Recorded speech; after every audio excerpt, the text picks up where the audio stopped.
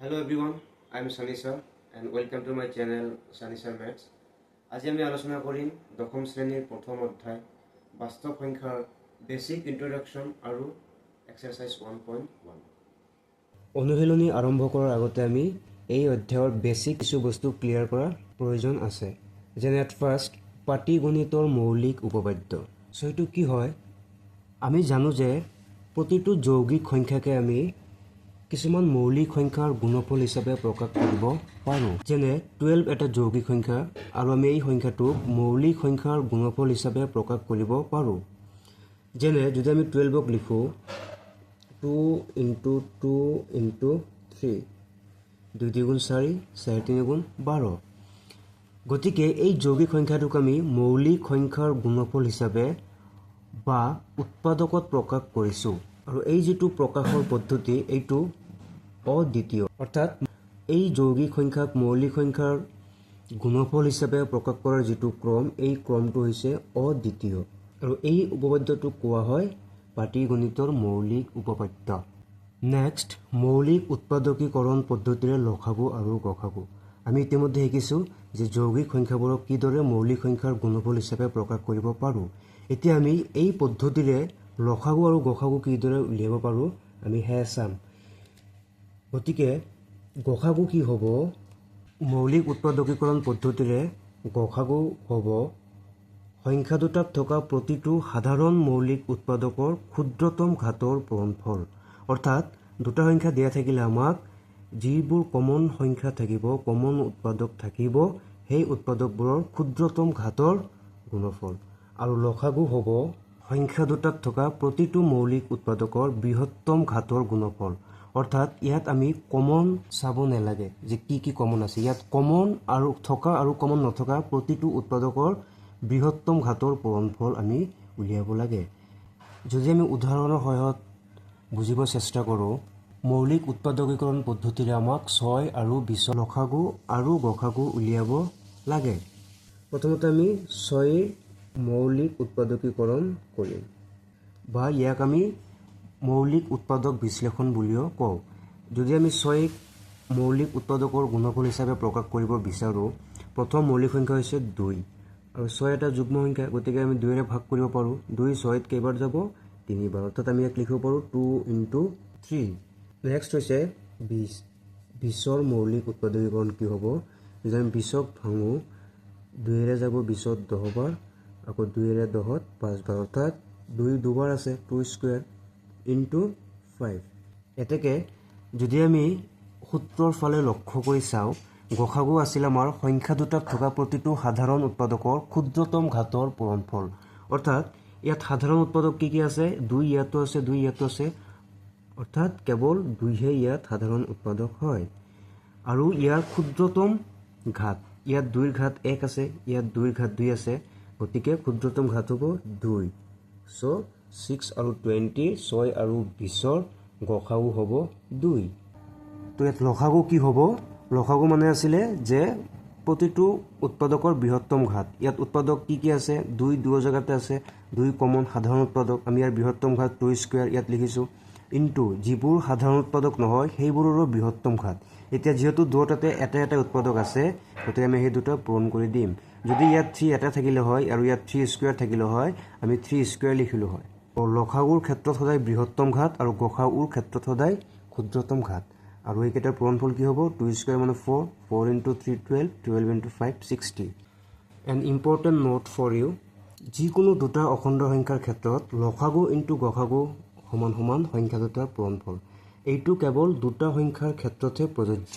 তিনিটা সংখ্যাৰ ক্ষেত্ৰত এই সূত্ৰ প্ৰযোজ্য নহয় যেনে যদি আমি এটো প্ৰমাণ কৰিব বিচাৰো আমি এই মাত্ৰ যি দুটা সংখ্যা লৈছিলো 6 আৰু 20 আৰু 6 আৰু 20ৰ পূৰণফল কি হ'ব 120 ঠিক একেদৰে যদি আমি লসাগু আৰু গসাগু পূৰণ কৰো এলচিএম *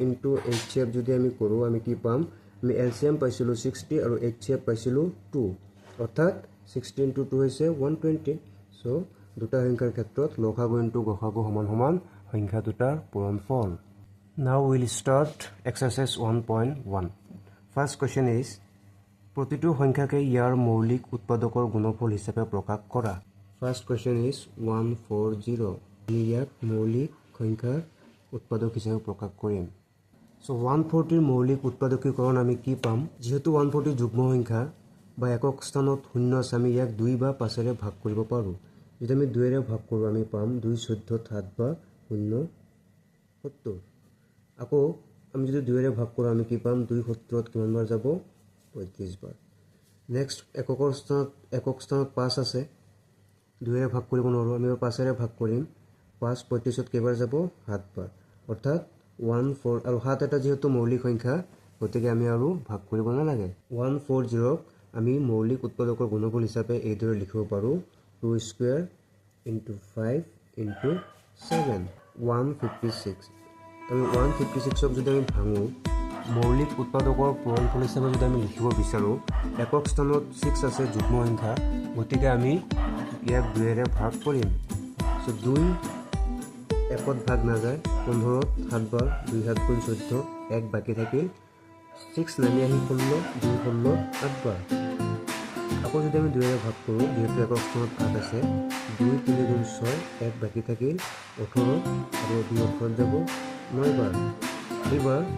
একক স্থানত 9 আছে, অৰ্থাৎ 2ৰে ভাগ কৰিব নোৱাৰোঁ। যদি আমি 2ৰে ভাগ কৰিব নোৱাৰোঁ, আমাৰ যিহেতু মৌলিক উৎপাদকীকৰণ আমি নাম্বাৰবোৰ এনেকৈ ল'ম। At first will try it by 2 because 2 is the first prime number. After 2 we'll try it by 3. দ্বিতীয় মৌলিক সংখ্যাটো হৈছে 3। নেক্সট 5 7 11 13 17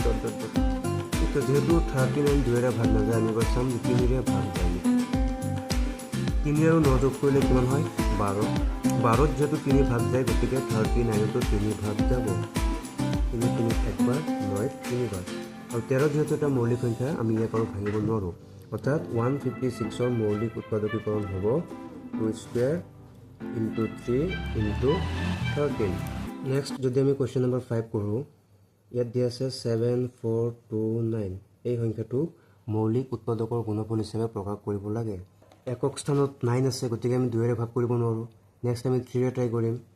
7 4 11, 11 2 13, 9 22। 22ত 3 হৰণ নাযায়, অৰ্থাৎ এই সংখ্যাটোতো 3 হৰণ নাযাব। এককৰ ঘৰত অকল 0 আৰু 5 থাকিলেহে 5ৰে হৰণ যায়। চ' এইটো 5ৰে নাযাব, 7ৰে 13 নাযায়, 11 11 নাযায়, 13 নাযায়। নেক্সট আমাৰ কি আছে? 17। যদি আমি 17ৰে ট্ৰাই কৰোঁ, 17 4 গুণ হৈছে 68, বাকী থাকিল 6 আৰু 2 নামি আহিল 62। তো 62ত 17 যাব 3 বাৰ। তো 17 3 গুণ হৈছে 51, বাকী থাকিব 11 আৰু নামি আহিব 9। আৰু 119ত 17 কেইবাৰ যাব? 7 বাৰ। 4 3 7। নেক্সট এই নাম্বাৰটোত 17 ভাগ নাযায়, আমি নেক্সট কি ট্ৰাই কৰিম? 19। এতিয়া আমি 19ৰে ট্ৰাই কৰোঁ। 19 2 গুণ 38, বাকী থাকিল 5 57 আৰু 19 57ত কেইবাৰ যাব? 3 বাৰ। আৰু 23 এটা মৌলিক সংখ্যা, গতিকে আমি আৰু ভাগ কৰিব নালাগে। অৰ্থাৎ 7 4 2 9ক আমি এইদৰে লিখিব পাৰোঁ 17 ইনটু 19 ইনটু 23। তিনিওটা মৌলিক সংখ্যা, আৰু সেইবাবে ইয়াক কোৱা হয় মৌলিক উৎপাদকীকৰণ, অৰ্থাৎ মৌলিক উৎপাদকৰ গুণফল হিচাপে আমি ইয়াক প্ৰকাশ কৰিলোঁ। ছেকেণ্ড কুৱেশ্যন, তলৰ অখণ্ড সংখ্যা কেইযোৰৰ লসাগু আৰু গসাগু উলিওৱা। সত্যাপন কৰা যে লসাগু ইনটু গসাগু সমান সমান সংখ্যা দুটাৰ গুণফল। চ' ফাৰ্ষ্ট কুৱেশ্যন ইজ 26 আৰু 91। চ' আমি 26 আৰু 91ৰ মৌলিক উৎপাদকীকৰণ পদ্ধতিৰে লসাগু আৰু গসাগু উলিয়াব লাগে। তাত ফাৰ্ষ্ট আমি কি কৰিম? 26 আৰু 91ক মৌলিক উৎপাদকৰ গুণফল হিচাপে প্ৰকাশ কৰিম। যদি আমি 26ক ভাঙোঁ, আমি কি পাম? 2 26ত 13 বাৰ, 13 মৌলিক সংখ্যা আৰু ভাগ নাযায়, অৰ্থাৎ 2 ইনটু 13। যদি আমি 91ৰ মৌলিক উৎপাদকীকৰণ ওলাওঁ, কি হ'ব? 91ত 7 যায়, 13 টাইম, 13 এটা মৌলিক সংখ্যা, আমি গতিকে ইয়াক আৰু ভাগ কৰিব নোৱাৰোঁ। চ' এই দুটা হৈছে 26 আৰু 91ৰ মৌলিক উৎপাদকীকৰণ। গতিকে আমি সূত্ৰত পাইছিলোঁ যে গসাগু কি হয়? যিটো কমন উৎপাদক থাকে, সাধাৰণ উৎপাদক থাকে, সেই সাধাৰণ উৎপাদকৰ ক্ষুদ্ৰতম ঘাত। অৰ্থাৎ ইয়াত কি আছে? 13 আৰু ইয়াতো আছে 13। চ' 13 হৈছে আমাৰ সাধাৰণ উৎপাদক, আৰু দুয়োটাৰে ঘাত কি আছে? ছেম, ইয়াতো 1 আছে, ইয়াতো 1 আছে, গতিকে ইয়াত ক্ষুদ্ৰতম আৰু বৃহত্তমৰ কথা আহি নপৰে, অৰ্থাৎ গসাগু হ'ব 13। আৰু লসাগু কি হ'ব?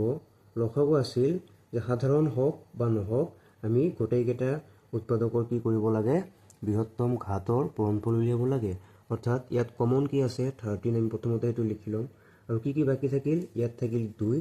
আৰু ইয়াত থাকিল 7। চ' এই তিনিটাৰ পূৰণফল হ'ব লসাগু।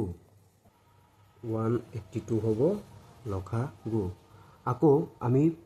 প্ৰমাণ কৰিব লাগে যে লসাগু পূৰণ গসাগু সমান সমান সংখ্যা দুটাৰ গুণফল। এতিয়া আমি সত্যাপন কৰিম। ফাৰ্ষ্ট আমি উলিয়াম লসাগু পূৰণ গসাগু। লসাগু পাইছোঁ 182 আৰু গসাগু পাইছোঁ 13 and it gives 2366। আকৌ যদি আমি সংখ্যা দুটাৰ পূৰণফল উলিয়াওঁ, এইটোও হয় 2366। অৰ্থাৎ আমি কি পালোঁ? যে লসাগু ইনটু গসাগু সমান সমান সংখ্যা দুটাৰ পূৰণফল সত্যাপন কৰা হ'ল। আৰু এইটো কেৱল দুটা সংখ্যাৰ ক্ষেত্ৰতহে প্ৰযোজ্য। যদি আমি 510ৰ মৌলিক উৎপাদকীকৰণ উলিয়াওঁ, একক স্থানত শূন্য আছে, গতিকে আমি 5ৰে ভাগ কৰিম। 5 5ত একবাৰ, একত হৰণ নাযায়, আমি 10ক হৰণ কৰিম। দুটা অংকক একেলগে নমালে এটা শূন্য দিব লাগে। 5 10ত 2 বাৰ। এইবাৰ আমি ইয়াক 3ৰে ভাগ কৰিব পাৰোঁ। 3 3 গুণ 9, 1 বাকী থাকিল 12, 3 4 গুণ 12। 2 34ত 17 বাৰ। 17 এটা মৌলিক সংখ্যা, গতিকে আমি আৰু ইয়াক ভাগ কৰিব নোৱাৰোঁ। নেক্সট 92, যদি আমি ইয়াক ভাগ কৰোঁ, 2ৰে ভাগ কৰিলে হ'ব 2 4 গুণ 8, 1 বাকী থাকিল 12, 2 4 গুণ 12।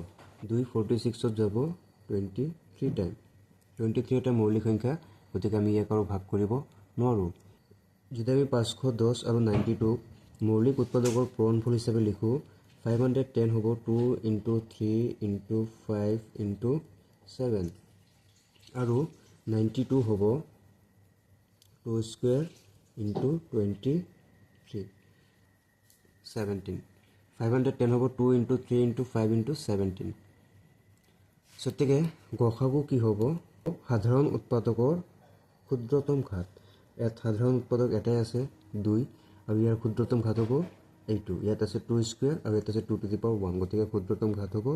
2। আৰু লসাগু হ'ব সাধাৰণ উৎপাদকৰ বৃহত্তম ঘাত। আৰু যিকেইটা উৎপাদক সাধাৰণ নহয়, এই গোটেইকেইটা আমি ইয়াত কি কৰিব লাগে? পূৰণ কৰিব লাগে। আৰু এই গোটেইকেইটা মৌলিক উৎপাদকৰ পূৰণফল হ'ব 23460। এতিয়া আমি সত্যাপন কৰিম। এট ফাৰ্ষ্ট লসাগু পূৰণ গসাগু LCM × HCF। 2 × 0 0, 2 6 গুণ 12 2, হাতত 1, 2 4 গুণ 8, হাতৰ আকাৰত 9, 2 3 গুণ 6 আৰু 2 2 গুণ 4। আকৌ যদি আমি সংখ্যা দুটাৰ গুণফল উলিয়াওঁ, 510 × 92, আমি ইয়াৰ গুণফল পাওঁ 4690। অৰ্থাৎ লসাগু পূৰণ গসাগু ইনটু সংখ্যা দুটাৰ গুণফল সত্যাপন কৰা হ'ল।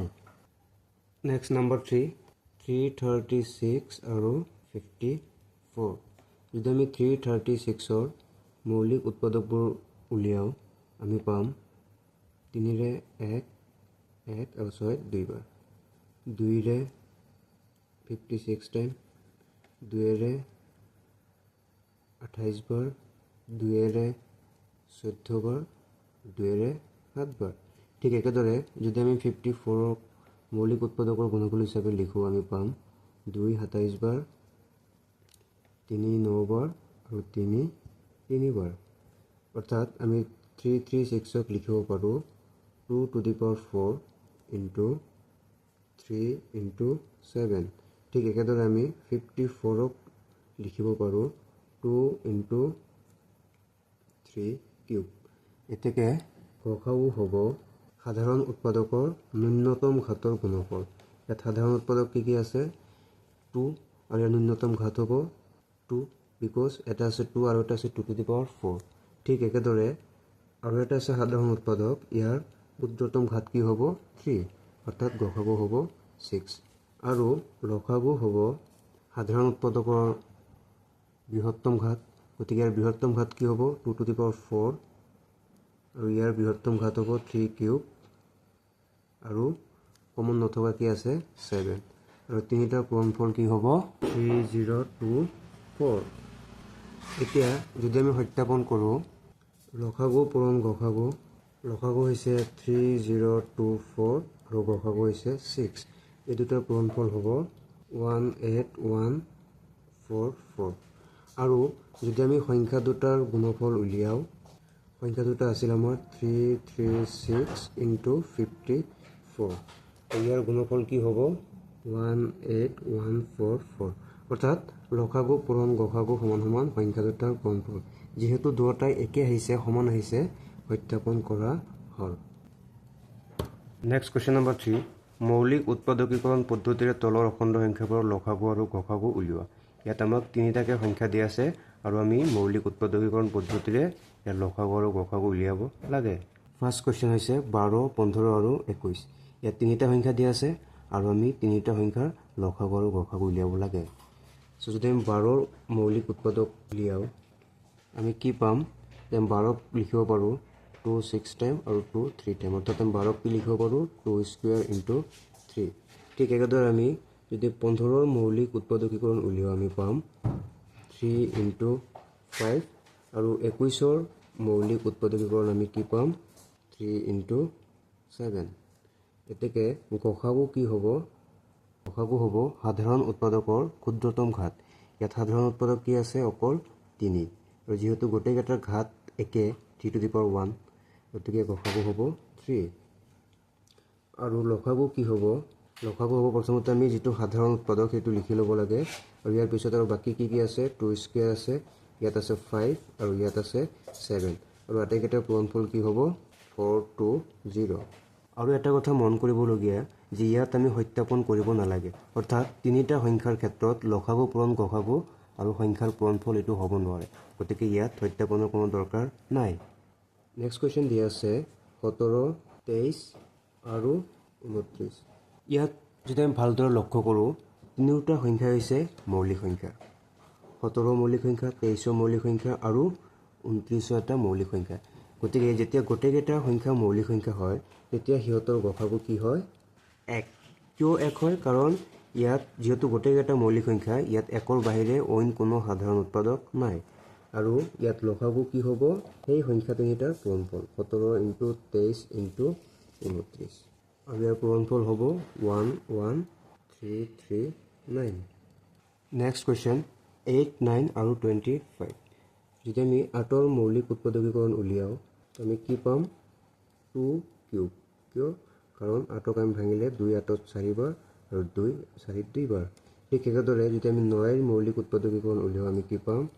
3 স্কয়াৰ আৰু 25ৰ মৌলিক উৎপাদকীকৰণ আমি কি পাম 5 স্কয়াৰ এতেকে গসাগু কি হ'ব যেহেতু ইয়াত কোনো এটা উৎপাদকে সাধাৰণ নহয় কমন নহয় গতিকে গসাগু হ'ব 1 আৰু লসাগু কি হ'ব যেতিয়া একোই কমন নাথাকে তেতিয়া লসাগু হয় সেই সংখ্যাকেইটাৰ পূৰণফল অৰ্থাৎ 8 * 9 * 25 তাৰ পূৰণফল কি হ'ব 1800 সো ইয়াত আমাৰ মনত ৰাখিবলগীয়া কথা কি যেতিয়া সংখ্যাকেইটাত একো কমন নাথাকে সাধাৰণ উৎপাদক নাথাকে তেতিয়াহ'লে গসাগু সদায় কি হয় 1 আৰু লসাগু কি হয় সেই সংখ্যাকেইটাৰ পূৰণফল নেক্সট কোৱেশ্চন নম্বৰ 4 আমাক দিয়া আছে দুটা সংখ্যাৰ গসাগু 9 306 আৰু 657 এই সংখ্যা দুটাৰ গসাগু দিয়া আছে 9 আমি লসাগু উলিয়াব লাগে we know that যে দুটা সংখ্যাৰ ক্ষেত্ৰত সদায় কি হয় লসাগু পূৰণ গসাগু সমান সমান সংখ্যা দুটাৰ পূৰণফল সো আমাক লসাগু দিয়া নাই আৰু গসাগু কি দিয়া আছে 9 আৰু সংখ্যা দুটাৰ পূৰণফল সংখ্যা দুটা মানে এটা হৈছে 306 আৰু এটা হৈছে 657 সো আমাক ইয়াৰ পৰা যেহেতু লসাগু লাগে আমি লসাগু ৰাখিম বাওঁফালে আৰু বাকি যিমান সংখ্যা আছে আমি সোঁফালে ল'ম বাওঁফালে 9 পূৰণ হৈ আছে সোঁফালে গ'লে 9 কি হ'ব হৰণ আৰু সোঁফালে আগৰ পৰা কি আছিল আমাৰ 657 * 306 আৰু 9 সোঁফালে যায় ইয়াৰ লগত কি হ'ব হৰণ হ'ব এতিয়া যদি আমি সমাধান উলিয়াও 306 * 657 / 9 9 ইয়াত কেইবাৰ যাব 9 3 × 27 বাকি থাকিল 3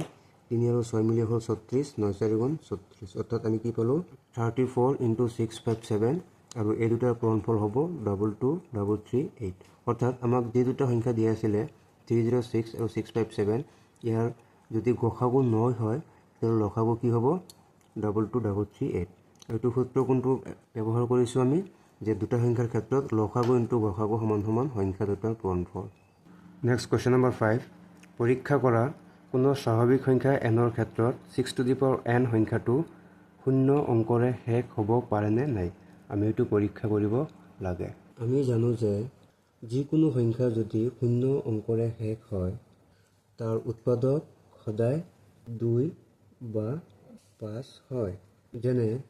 10 এটা সংখ্যা যিটো শূন্য অংকৰে শেষ হৈছে আৰু যদি আমি ইয়াৰ মৌলিক উৎপাদকীকৰণ উলিয়াওঁ আমি কি পাম 2 ইনটু 5। ঠিক একেদৰে 100 এটা সংখ্যা যিটো শূন্য অংকৰে শেষ হৈছে যদি আমি ইয়াৰ মৌলিক উৎপাদকীকৰণ উলিয়াওঁ আমি কি পাম 2 স্কুৱেৰ ইনটু 5 স্কুৱেৰ। কিন্তু আমাক ইয়াত দিয়া আছে যে 6 টু দি পাৱাৰ n যদি আমি 6 টু দি পাৱাৰ nৰ মৌলিক উৎপাদকীকৰণ উলিয়াওঁ আমি পাম 6 হৈছে 2 into 3 whole to the power n। যদি আমি ইয়াক ভাঙি দিওঁ ব্ৰেক কৰোঁ আমি কি পাম 2 two the power n into 3 two the power n অৰ্থাৎ 6 টু দি পাৱাৰ n সংখ্যাটোত আমি এটা উৎপাদক 2 পাইছোঁ যদিও আমি ওপৰঞ্চি আন এটা উৎপাদক কি পাইছোঁ 3 যিটো হ'ব নোৱাৰে যিটো সম্ভৱ নহয়। অৰ্থাৎ যিকোনো এটা সংখ্যাত যদি উৎপাদক 3 থাকে তেতিয়াহ'লে সেই সংখ্যাটো শূন্য অংকৰে শেষ হ'ব নোৱাৰে। যিহেতু ইয়াত 2ৰ উপৰিও আন এটা উৎপাদক 3 আছে গতিকে এইটো শূন্য অংকৰে শেষ হ'ব নোৱাৰে কাৰণ যে যিকোনো সংখ্যা শূন্য অংকৰে শেষ হ'বলৈ হ'লে ইয়াৰ উৎপাদক হয় 2 নহ'লে 5 হ'ব লাগিব আৰু যিহেতু আমি 6 টু দি পাৱাৰ nত 2 বা 5ৰ উপৰিও ইয়াত 5 নাই কিন্তু 2 আছে 2ৰ উপৰিও আমি কি পাইছোঁ এটা উৎপাদক 3 পাইছোঁ গতিকে এইটো শূন্য অংকৰে শেষ হ'ব নোৱাৰে। নেক্সট কুৱেশ্যন নম্বৰ 6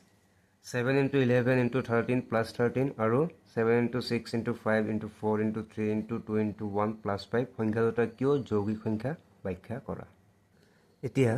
যৌগিক সংখ্যা আৰু মৌলিক সংখ্যা মানে কি যিকোনো সংখ্যা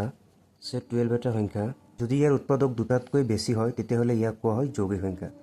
যদি এক আৰু সেই সংখ্যাটোৰ বাহিৰে বেলেগ কোনো উৎপাদক থাকে সেই সংখ্যাটোক কোৱা হয় যৌগিক সংখ্যা। যেনে প্ৰথম মৌলিক সংখ্যাটো হৈছে 2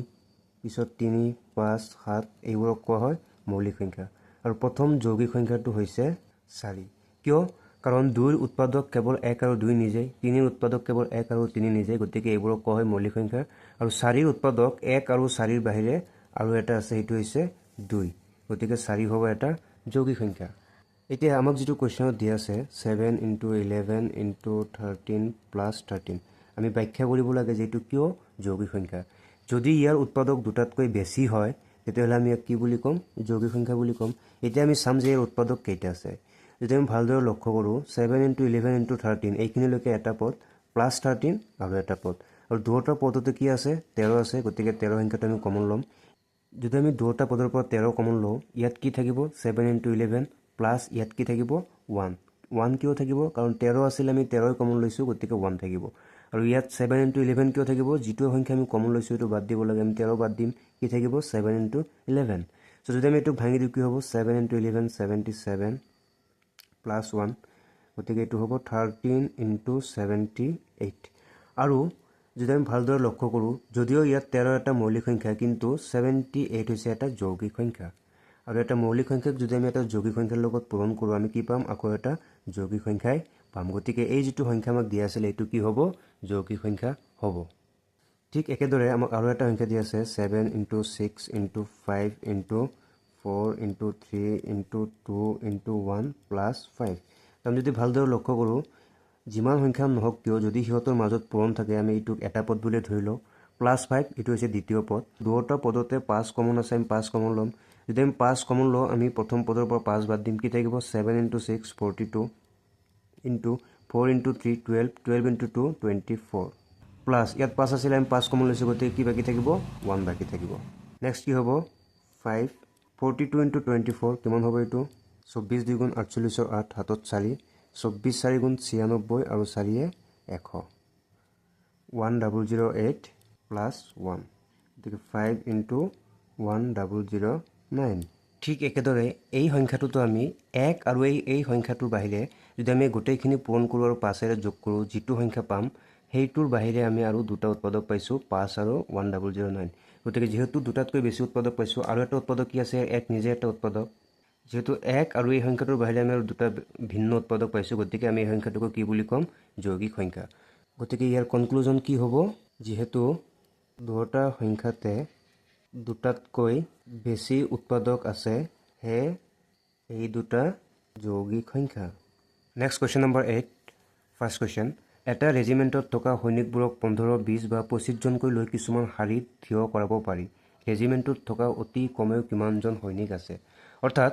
আমাক এটা ৰেজিমেণ্ট দিয়া আছে সেই ৰেজিমেণ্টৰ যিমানবোৰ সৈন্য আছে আমি সৈন্যবোৰক কি কৰিব পাৰোঁ হয় আমি এনেকৈ 15টাকে আমি লাইন কৰিব পাৰোঁ যদি আমি 15টাকে লাইন কৰোঁ তেতিয়াহ'লে ধুনীয়াকৈ লাইনবোৰ মিলি যায় বা আমি এই লাইনবোৰ ইয়াত 15টাকে কৰিছোঁ বা আমি এই লাইনবোৰ এনেকৈ 20টাকে লাইন কৰিব পাৰোঁ যদি আমি 20টাকে লাইন কৰোঁ তথাপিও কি হয় এই লাইনবোৰ ধুনীয়াকৈ মিলি যায় বা আমি 25টাকে লাইন কৰিব পাৰোঁ তেতিয়াও কি হয় এই সৈন্যবোৰৰ লাইনকেইটা ধুনীয়াকৈ মিলি যায় এতিয়া কথাটো হ'ল আমাক কোৱেশ্চনটো কৰিছে যে এনেকুৱা যদি হয় যে 15টাকে লাইন কৰিলেও মিলি যায় 20টাকে লাইন কৰিলেও মিলি যায় আৰু 25টাকে লাইন কৰিলেও মিলি যায় তেতিয়াহ'লে সেই ৰেজিমেণ্টটোত অতি কমেও কিমান সৈনিক থাকিব তো যেতিয়া আমি এই ধৰণৰ কোৱেশ্চন পাম যে অতি কমেও বা ন্যূনতম এই ধৰণৰ কোৱেশ্চনত সদায় আমি কি কৰিব লাগে লসাগু উলিয়াব লাগে এতিয়া আমি এই কোৱেশ্চনটোত কি কৰিব লাগিব 15 20 আৰু 25ৰ লসাগু উলিয়াব লাগিব এটা লসাগু উলিওৱাৰ কেইবাটা নিয়ম আমি জানো কি নিয়ম উৎপাদক বিশ্লেষণ পদ্ধতি যেটো ইতিমধ্যে আমি আগৰ কোৱেশ্চনবোৰত শিকিছোঁ আলোচনা কৰিছোঁ তো উৎপাদক বিশ্লেষণ কৰিলে কি হ'ব 15ৰ মৌলিক উৎপাদক বিশ্লেষণ কি হ'ব 3 × 5 আমি 15ক দুটা উৎপাদকৰ পূৰণফল হিচাপে লিখিব পাৰোঁ 3 × 5 ঠিক একেদৰে 20ৰ মৌলিক উৎপাদক বিশ্লেষণ কি হ'ব আমি 20ক লিখিব পাৰোঁ 4 × 5 আৰু 4 মানে হৈছে 2 × 2 × 5 2 2 গুণ 4 4 5 গুণ 20 ঠিক একেদৰে আমি 25ৰ মৌলিক উৎপাদক বিশ্লেষণ কৰিব পাৰোঁ 25ৰ মৌলিক উৎপাদক বিশ্লেষণ কি হ'ব 5 × 5 এতেকে আমি লসাগু উলিয়াব লাগে আমি ইয়াক লিখিব পাৰোঁ 2 স্কয়াৰ × 5 আমি আৰু ইয়াক লিখিব পাৰোঁ 5 স্কয়াৰ এতিয়া আমাৰ লসাগুৰ নিয়ম আছিলে যে যেটো সংখ্যা কমন সংখ্যা সাধাৰণ সংখ্যা যিবোৰ উৎপাদক সাধাৰণ উৎপাদক আটাইকেইটাত আছে সেই সাধাৰণ উৎপাদকৰ বৃহত্তম ঘাত এতিয়া গোটেইকেইটাত কি কমন আছে 5 গোটেইকেইটাত আছে গতিকে 5ৰ যেটো বৃহত্তম ঘাত আমি সেইটো আগত লিখিব লাগিব এতিয়া 5ৰ এতেকে লসাগু কি হ'ব তে 5ৰ বৃহত্তম ঘাত হৈছে 5 স্কয়াৰ নেক্সট আমি কি কৰিব লাগে যিবোৰ কমন নহয় আমি সেই গোটেইকেইটা ইয়াত পূৰণ কৰিব লাগে এটা কমন নোহোৱা কি আছে ইয়াত 3 বাকি আছে আৰু ইয়াত কি বাকি আছে 2 স্কয়াৰ এটো কি হ'ব 5 স্কয়াৰ মানে 25 × 3 × 4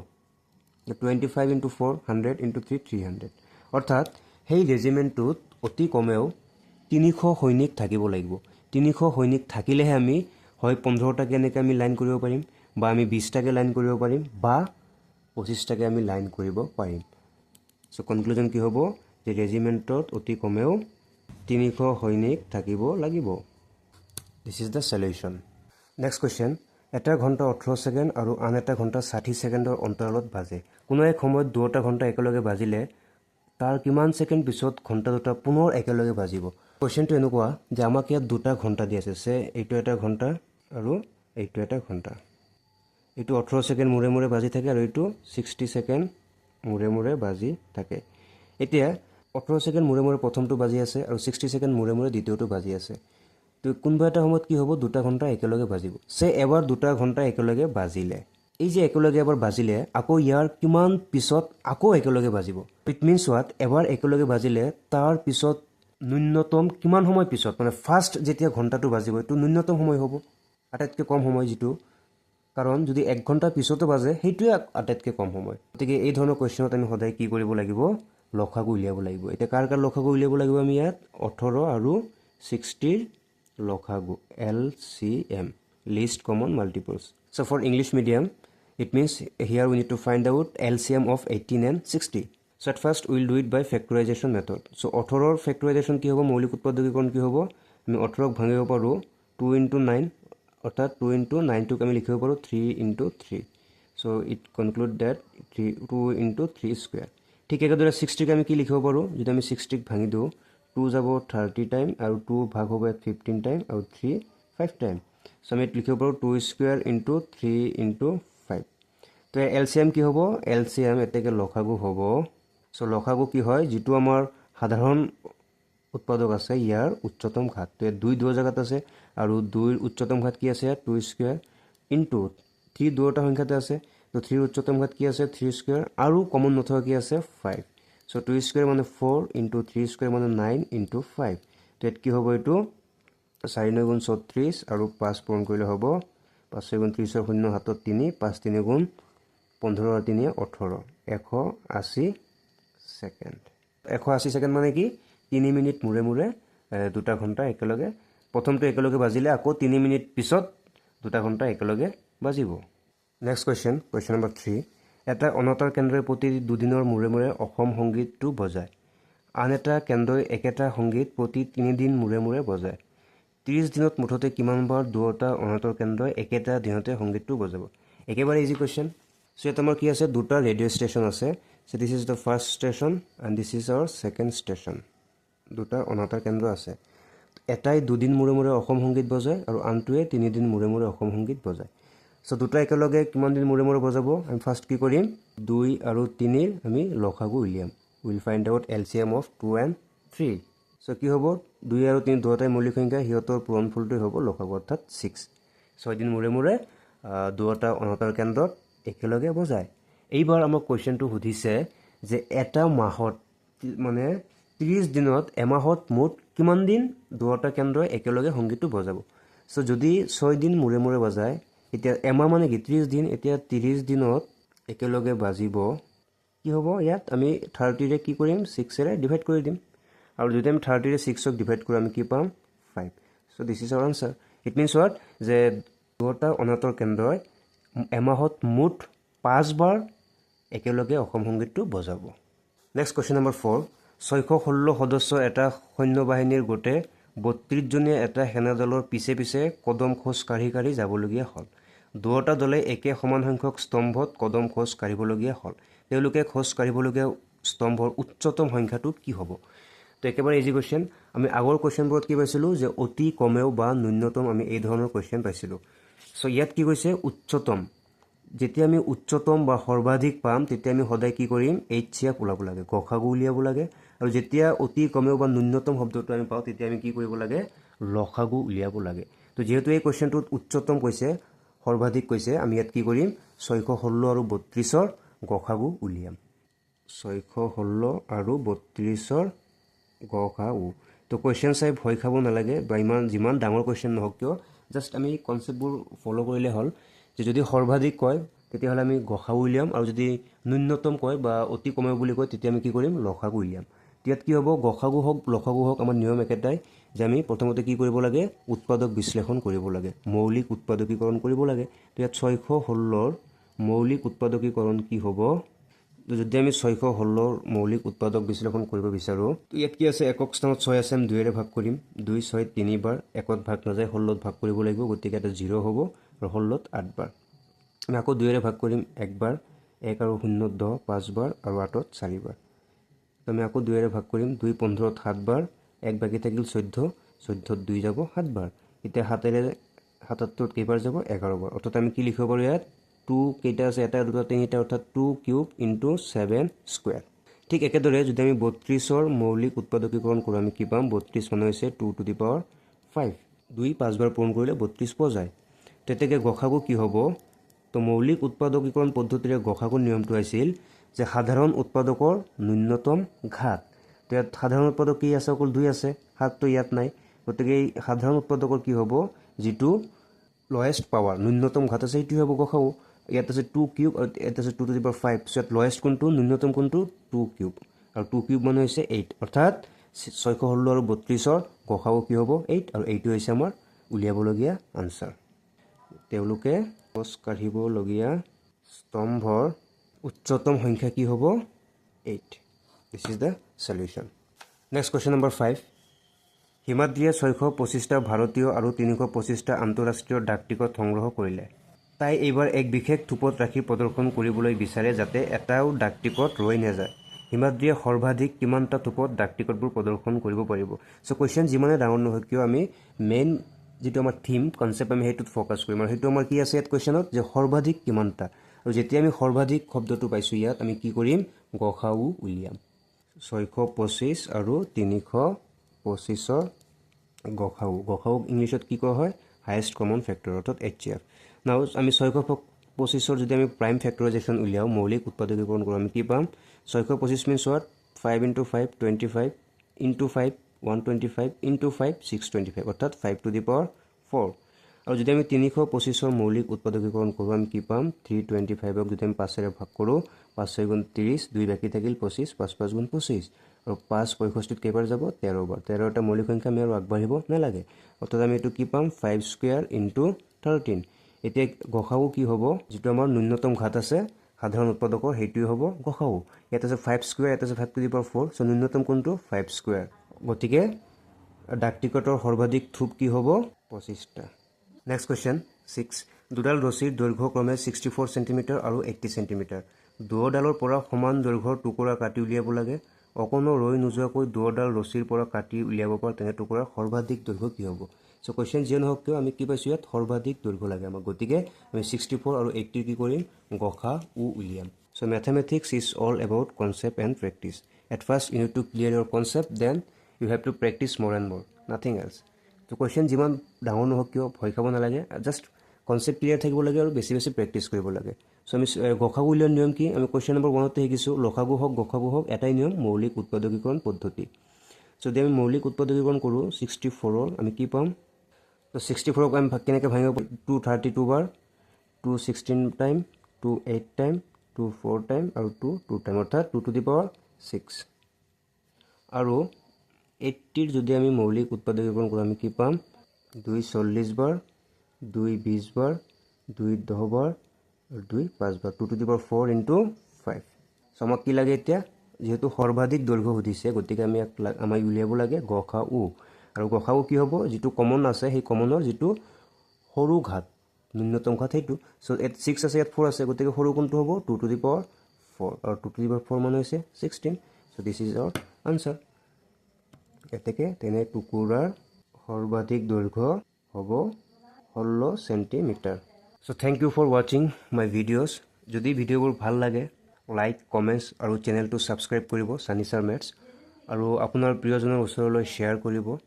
আসলে কি হৈছে আগৰ যেটো বুক আছিল আমাৰ এই পুৰণা এডিশন তাতে এক্সাৰসাইজ মোট 4টা আছিল বাস্তৱ সংখ্যা এই অধ্যায়টো আৰু এই নতুন এডিশনত এক্সাৰসাইজ হৈছে দুটা 1.1 আৰু 1.2 আগৰ যেটো 1.1 আৰু 1.2 আছিল